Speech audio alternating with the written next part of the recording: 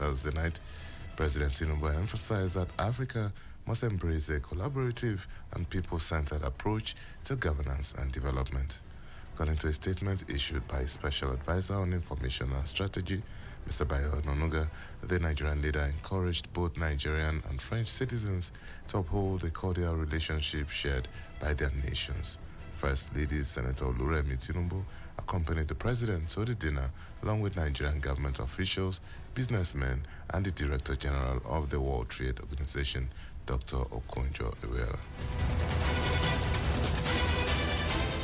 Meanwhile, President Bola Tinubu and the French President Emmanuel Macron signed two agreements that will ensure a partnership on the development of critical infrastructure and the long-term sustenance of agriculture and food security.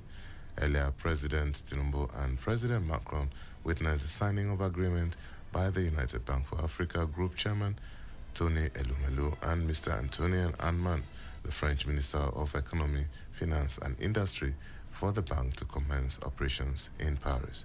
The partnership agreements were signed at an economic forum attended by businessmen, captains of industry, governors, and some top government officials of both countries. The Nigerian Army has confirmed that investigative journalist Fisayo Sowombo was arrested at an illegal oil bunkering site. The Army statement came in response to public outcry over the journalist's detention. The Foundation for Investigative Journalism revealed on X that Sowombo had been held in Army custody for the past 3 days. Confirming his arrest in a statement on Friday, the acting Deputy Director of the 6th Division Army Public Relations, Lieutenant Colonel Danjuma explained that the operation leading to Sowombo's detention followed intelligence regarding a notorious gang of oil thieves involving pipeline sabotage and illegal oil connections in the region. President Bola Tinubu has congratulated Dr. Ngozi Okonjo-Iweala, Nigeria's former Minister of Finance, on her unanimous re-election today as the Director General of the World Trade Organization. The renowned development economist and global finance expert made history in 2021 as the first African and first woman to lead the 164-nation member WTO. Her first term as the 7th Director General of the WTO will expire on August 31st, 2025, while the second term begins September the 1st.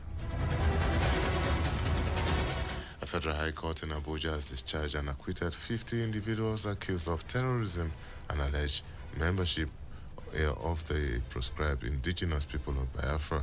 In his judgment on Friday, Justice James Omotosho ruled that the Nigerian police force failed to establish a prima facie case against the defendants, including 4 women. Justice Omotosho upheld the no-case submission made by lawyers to the defendants and further held that the prosecution failed to adduce any credible evidence to link the defendants with the offenses charged.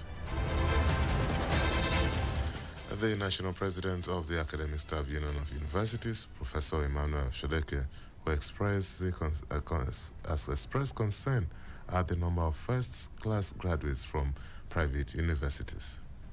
The ASU also expressed a concern at a ceremony in honor of Professor Andy Ewuyenaga, the outgoing Vice-Chancellor of Delta State University, warned that if such trend is replicated in public universities without proper regulation, it could undermine the integrity of academic achievements in Nigeria.